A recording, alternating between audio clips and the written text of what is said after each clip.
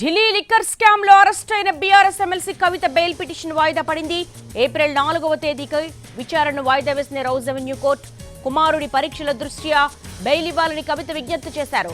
April 16 వరకు మధ్యంతర bail ఇవ్వాలని కోరారు. దీనిపై కవిత తరపున లాయర్ అభిషేక్ మను సింఘ్వి వాదనలు వినిపించారు. మధ్యంతర బెయిల్తో పాటు రెగ్యులర్ బెయిల్ కూడా ఇవ్వాలని కోరారు. అయితే విచారణను 4వ తేదీకి వాయిదా వేసింది. తీహార్ జైల్లో ఉన్న కవితకు ఇంటి భోజనం, బుక్స్, మెడిటేషన్ చేసుకునేందుకు జపమాల, షూ అనుమతిచ్చింది.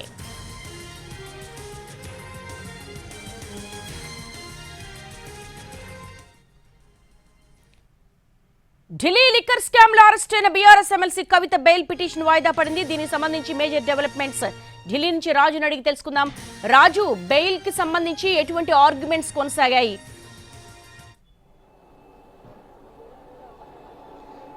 ఎస్ దేవి, ఏదైతే ఢిల్లీ లిక్కర్ స్కామ్ వ్యవహారంలో అరెస్ట్ అయినటువంటి కవిత ప్రస్తుతం తీహార్ జైల్లో ఉన్నారు. అంటే ఈడీ అరెస్ట్ చేసింది, 10 రోజుల పాటు కస్టడీలో ఉంచుకొని ఆ తర్వాత ఏ విధంగానైతే రెగ్యులర్గా అంటే జ్యుడిషియల్ కస్టడీకి పంపించింది. సో ఆ జ్యుడిషియల్ కస్టడీలో భాగంగానే ప్రస్తుతం తీహార్ జైల్లో కవిత ఉన్నారు. అయితే ఏ రోజైతే తీహార్ జైలుకు పంపించేటటువంటి సమయంలోనే కవిత తరపున న్యాయవాదులు కవితకు సంబంధించి మధ్యంతర బెయిల్ కోసం ఆ రోజు అభ్యర్థన పెట్టుకున్నారు. తన చిన్న కొడుకు ఎవరైతే ఉన్నారో చిన్న కొడుకు ప్రస్తుతం పరీక్షలు నడుస్తున్నాయి. సో ఆ పరీక్షల సమయంలో తల్లి పక్కనే ఉండాల్సినటువంటి అవసరం ఉంది, అందుకోసం మధ్యంతర బెయిల్ ఇవ్వాలని చెప్పి కోరారు. అయితే ఆ రోజు ఆ బెయిల్కి సంబంధించినటువంటి వాదనలు కాలేదు. సో పైగా ఈరోజు అంటే ఏ విధంగానైతే ఏప్రిల్ 1వ తేదీకి బెయిల్కి సంబంధించినటువంటి మ్యాటర్ను వాయిదా వేశారు. అయితే ఈరోజు కవిత తరపున సీనియర్ కౌన్సిల్ అభిషేక్ మను సింఘ్వి వాదనలు వినిపించారు. ముఖ్యంగా అసలు ఎక్కడా కూడా ఢిల్లీ లిక్కర్ స్కామ్కి సంబంధించినటువంటి వ్యవహారంలో ఎఫ్ఐఆర్లో ఎక్కడా కూడా కవిత పేరు లేదు. అయినప్పటికీ ఆ కవిత ఎప్పుడైతే ఈడీ నోటీసులు ఇచ్చినటువంటి సమయంలో పూర్తి స్థాయిలో కవిత సహకరించారు.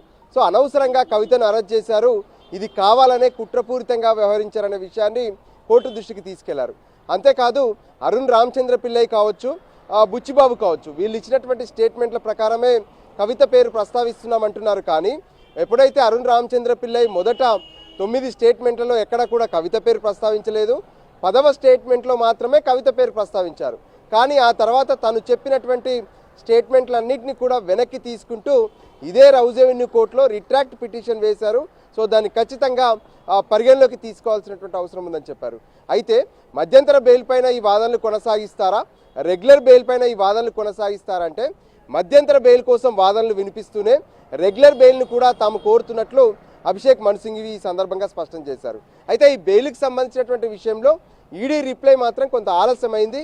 చివరి నిమిషంలో బెయిల్ కాపీని ఆ బెయిల్కి సంబంధించినటువంటి విషయంలో ఈడీ తమ రిప్లైని ఇచ్చింది. అంటే ఒక కాపీని అభిషేక్ సింఘ్వికి ఇవ్వడం జరిగింది.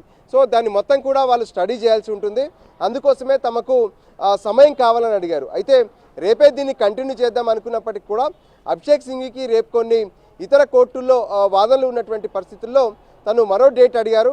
సో ఫైనల్గా ఏప్రిల్ 4వ తేదీకి కవిత బెయిల్కి సంబంధించినటువంటి అంశాన్ని వాయిదా వేశారు. ఏప్రిల్ 4వ తేదీన పోస్ట్ లంచ్ అంటే 2:30కు కవితకు సంబంధించినటువంటి బెయిల్ పైన వాదనలు వినిపించబోతున్నారు. అయితే ఎప్పుడైతే జ్యుడిషియల్ రిమాండ్కు కవితను అంటే తీహార్ జైలుకు పంపించినటువంటి సమయంలో కోర్టు కొన్ని ఆర్డర్స్ ఇచ్చింది.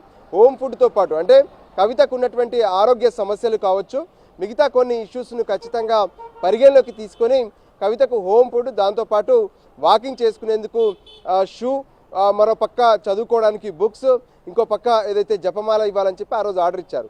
కానీ జైలుకు సంబంధించినటువంటి అధికారులు వాటిని ఏవి కూడా ఫాలో కాలేదు, జైలు రూల్స్ అలో చేయమని చెప్పి వాళ్ళు స్పష్టం చేశారు.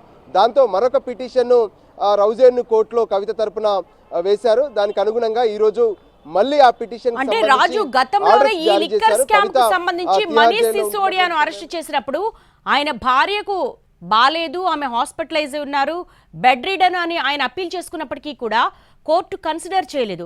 సో దట్ అసలు ఈడీ కేసుల్లో లిక్కర్ స్కామ్ కి సంబంధించి బెయిల్ అంత ఈజీగా వస్తుందా, మధ్యంతర బెయిల్?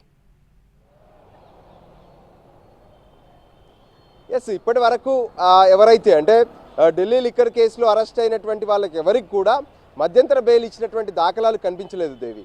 ఎందుకంటే మొదట అంటే మనీష్ సిసోడియాను చూసాము, ఆ తర్వాత మరికొంతమంది అరెస్ట్ అయినటువంటి వాళ్ళందరినీ కూడా చూసాము, ఎవరికి కూడా మధ్యంతర బెయిల్ దక్కలేదు. కానీ బెయిల్ కోసం అయితే ప్రయత్నాలు చేస్తూ ఉంటారు. అందుకోసమే ట్రయల్ కోర్టులో ముందుగా బెయిల్, ఆ తర్వాత హైకోర్టుకు వెళ్తారు, ఆ తర్వాత సుప్రీంకోర్టుకు వెళ్తారు. బెయిల్ కోసం అయితే ఎవరైతే అరెస్ట్ అయినటువంటి వాళ్ళు ఉన్నారో వాళ్ళు తమ ప్రయత్నాలు చేస్తారు. అందులో భాగంగానే కవిత కూడా కవిత తరపున న్యాయవాదులు ఆ ప్రయత్నాలు చేస్తున్నటువంటి పరిస్థితి స్పష్టంగా thanks for the live updates Raju.